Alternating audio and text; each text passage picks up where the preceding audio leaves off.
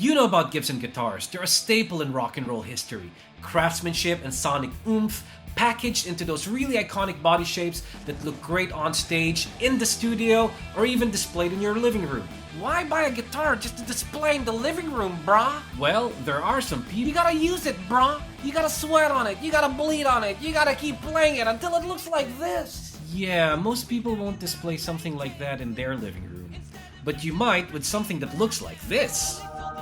But here's the thing, Gibson guitars are expensive, so you think twice about getting one.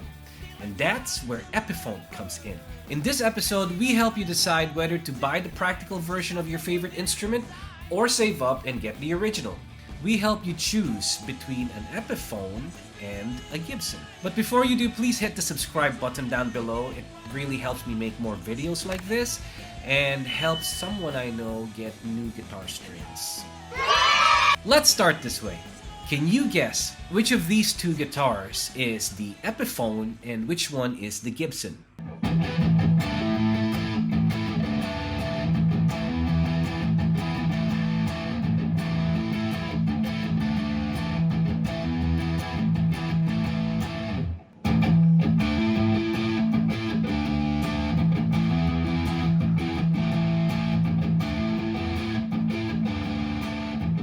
So here's the thing. We know that Gibson owns Epiphone, so we can assume that Epiphone has access to the same kind of knowledge, resources, and technology to make some of Gibson's most loved models. But Epiphone does this at a much lower cost, and that's because they do their manufacturing where labor is cheaper, which is in Asia, using less expensive materials.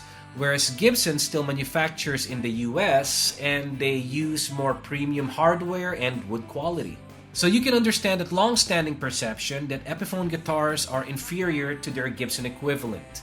But two things have changed in recent years. Number one, Gibson had a change of management in 2019. They brought in a new CEO, James Curley, who is a transformation expert.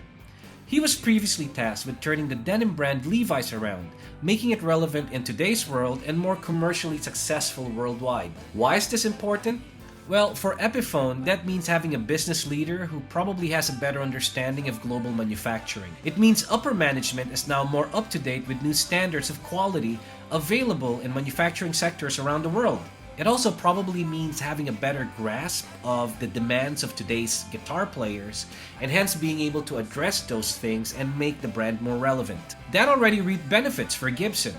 For example, the Les Paul standards are now almost exactly what guitar players have been demanding for years, with features faithful to the original 50s and 60s models and with quality on par with today's best modern guitars. That difference cascaded down to Epiphone. Number two reason why Epiphone is better now, improved overseas manufacturing. I mean, there was a time when you say made in China or made in Indonesia, and what comes to mind are inferior products, things that are just not as good as the ones made in their original country. Not anymore.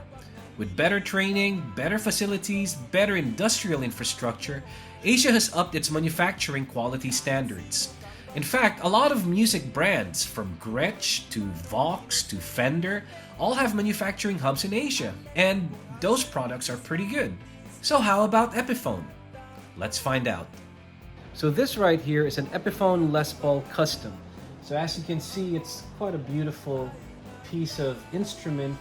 It's got a mahogany body, gold hardware, and rosewood fretboard.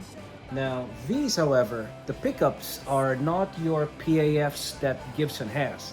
These are Epiphone's own version of the PAFs, which are more affordable to manufacture. These are called Pro Buckers. Now, they sound slightly different, of course, but by all intents and purposes, it is trying to emulate the Gibson sound.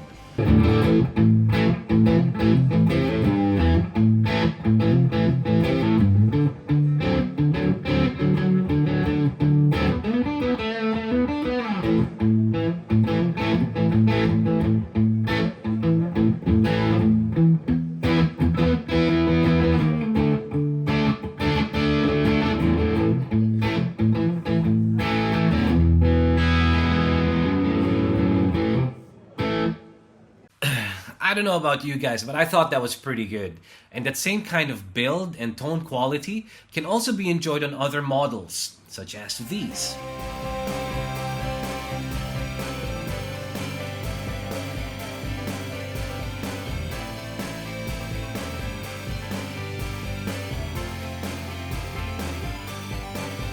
But how do they stack against their made-in-US counterparts? Well, remember that segment earlier?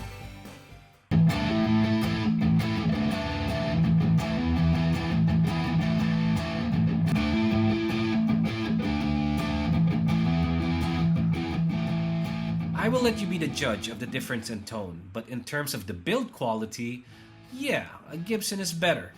I mean, I found it more playable, my fingers just seemed to find the frets better, but beyond that, it felt like both guitars were still well-built instruments and I would love to keep playing both. But of course, there's a price difference. The Epiphone Les Paul Custom retails for around 2,800 dirhams, but the Gibson Les Paul Custom, that's a little over 20,000 dirhams. Why so expensive, brah? Does it have superpowers? Does Randy Rhoads live inside the pickups, brah? Do the gold hardware hypnotize people and make them buy your music, brah? Can you put it inside of a case, hide it under your bed, and sell it later for a much higher price, brah? Well, to some people, yes. Now, if you ask me, if you're just starting out, I suggest you get an Epiphone. It'll give you a chance to get familiar with the shape of a Les Paul, see if that's for you, and if you like it, later on you can upgrade to a Gibson model. And if you don't like it, then you won't feel so bad having overspent on your first guitar. If you're an intermediate player, I would still get an Epiphone. That's because you're probably going to start gigging and rehearsing and recording. You're going to be using that instrument a lot, and it's important that you don't have to worry about damaging the finish or dinging it or, I don't know, scratching it. So with an expensive Gibson guitar, you would worry about those things. With an Epiphone, not so much, so you can focus on just playing. And if you're an experienced player or somebody who can afford these expensive instruments, then I don't really need to say anything because you've probably already made up your mind. In fact, you probably already own a Gibson or you own quite a few. Personally, I have played and owned both guitars. I started off with an Epiphone Les Paul, which I bought from a guitar center in the US and brought back to Dubai with me. I loved it so much. This was back then when Les Pauls in general were just not available in the UAE, so owning one was a very special feeling.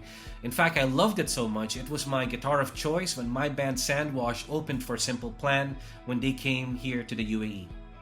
A few years later, I got myself a Gibson and the difference was quite noticeable. But then again, this was many years back, before those changes that I explained, and also I was jumping from a pretty regular Epiphone Les Paul model to a Gibson Les Paul Custom. So of course, the difference in quality and playability, miles apart. But having said all of that, Epiphone today is just different. It's much better. But don't believe me guys, in fact I invite you to visit JS Music or Sadik Music at either Ibn Battuta or the Dubai Mall. The staff are super friendly and passionate about their brands, and you know what? I would like to thank them for letting me shoot parts of this episode at their store. Thank you guys. Till next time, this is Michael Fillon, aka LOUDMIKEDXB, hoping you keep discovering new sounds, new gear, and great new music. And now I would like to leave you with lyrics from the immortal Rolling Stones. You can't always get what you want, but if you try sometimes, well, you might find you get what you need. Words to live by, my friends.